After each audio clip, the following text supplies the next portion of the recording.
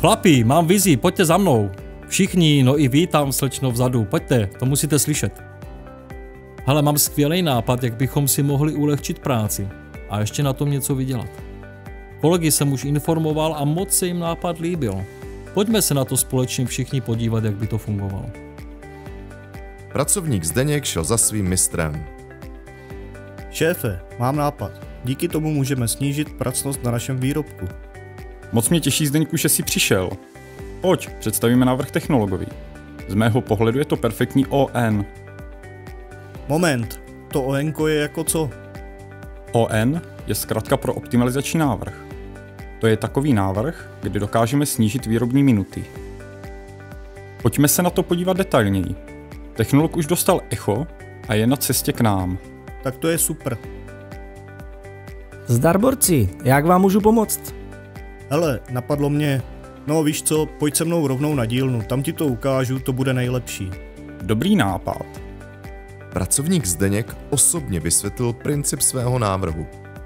Je fajn, že nemusí nic nikam psát, že si již přebírá technolog a šéf.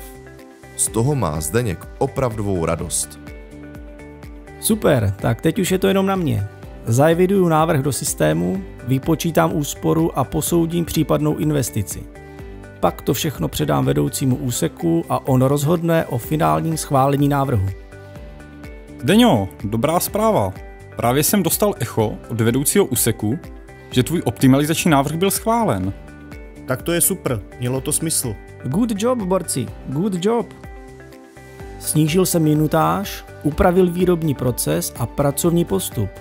Čím víc ušetřených minut, tím větší odměna a tady, jak se tak dívám, to vypadá na pěkný randál.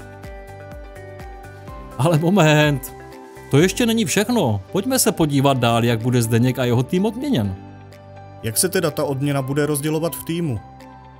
Zdeňo, to je úplně jednoduchý. Celkem pro zaměstnance v týmu činí odměna celých 50% z úspory.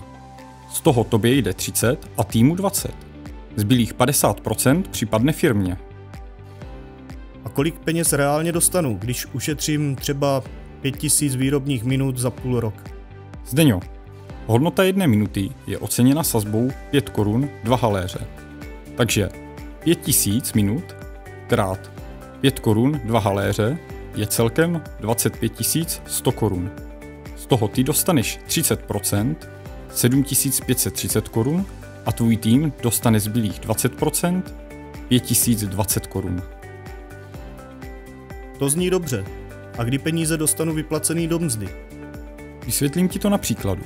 Minutáž v pracovním postupu byla technologem snížena 10.8. Od 1.9. do 30.9. se ti začnou počítat úspory pro první měsíc. Takže celkovou úsporu za září dostaneš vyplacenou 15.10. ve výplatě. Tak to poběží 6 měsíců. Takže teď už všichni víme, co ON je. Víme, jak proces funguje a seznámili jsme se s principem odměny. Nicméně Zdeněk má ještě další otázky na svého mistra. Mistře, jedno ON-ko jsem vymyslel s parťákem a přijde mi fér, aby on taky něco dostal. Jsem rád, Zdeňo, že to říkáš.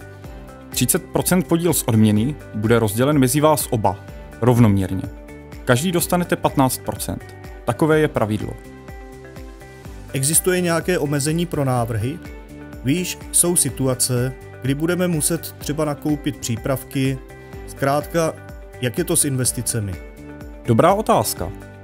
Těch 50% z úspory pro firmu jsou právě určeny pro tyto účely.